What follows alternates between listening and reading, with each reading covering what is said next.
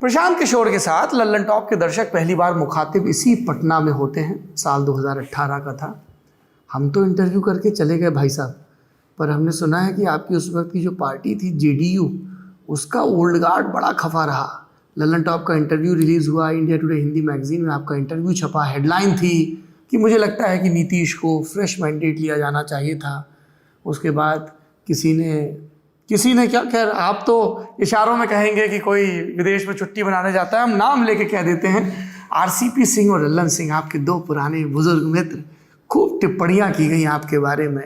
आपको जेडीयू छोड़ने के लिए विवश होना पड़ा था क्या हुआ था 2018 में? Why did you leave JDU? नहीं, जेडीयू तो लीव मैंने दिसंबर में किया है, दिसंबर 2019 में किया है जी। आप जिस इंटरव्यू का हवाला दे रहे हैं वो तो अपने खुद से ही आपने दर्शकों को डेट बताया 18, तो 1.5 साल तक उस इंटरव्यू के आधार पर तो बात नहीं बनी होगी। आपने जो सवाल किया था जिसको लेकर थोड़ी तल्खी पार्टी में रही थी और मुझे एक्सेप्ट करने में कोई दिक्कत नहीं, जिसमें मैंने ये कहा था कि नीतीश कुमार जी महागठबंधन से जब उन्होंने शिफ्ट किया और वो एनडीए का हिस्सा बने, तो मेरी समझ से उनको फ्रेश मैंडेट लेना चाहिए था। वो सही निर्णय होता है।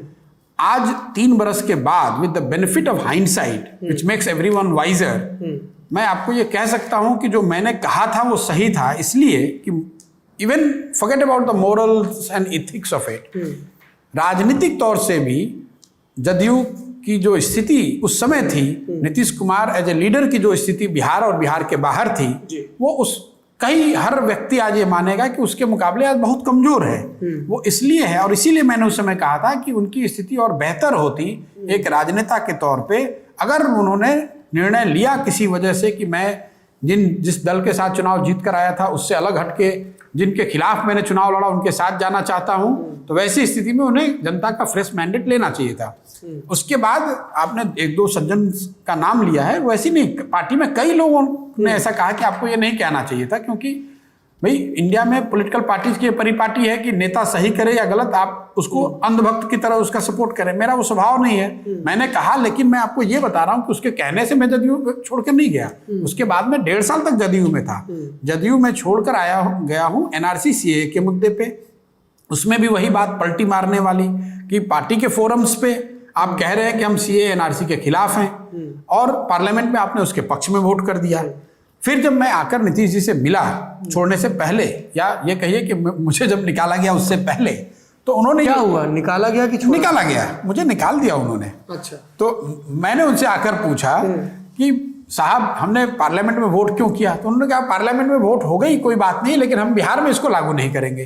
तो वो बात मुझे समझ में नहीं आई कि भाई पार्टी के इंटरनल फोरम पे अगर हम इसके पक्ष में नहीं हैं, आप बिहार में लागू करना नहीं चाहते हैं, बिहार विधानसभा में आप इसके खिलाफ प्रस्ताव पारित कर रहे हैं, तो पार्लियामेंट में वोट करने की जरूरत क्या थी?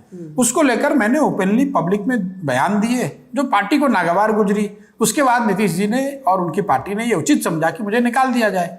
मुझे निकाल दिया उन्होंने। उनको मेरी ढेरों शुभकामना, उस समय भी मैंने ट्वीट करके उनको खूब शुभकामना दी थी।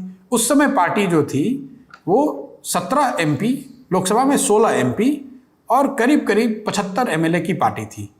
आज उनके 40-42 विधायक हैं। तो आपके सामने है, जनता के सामने है कि स्थिति उससे बेहतर हुई है या खराब हुई है। मैं तो पहले भी कुछ नहीं था, आज भी कुछ नहीं हूँ।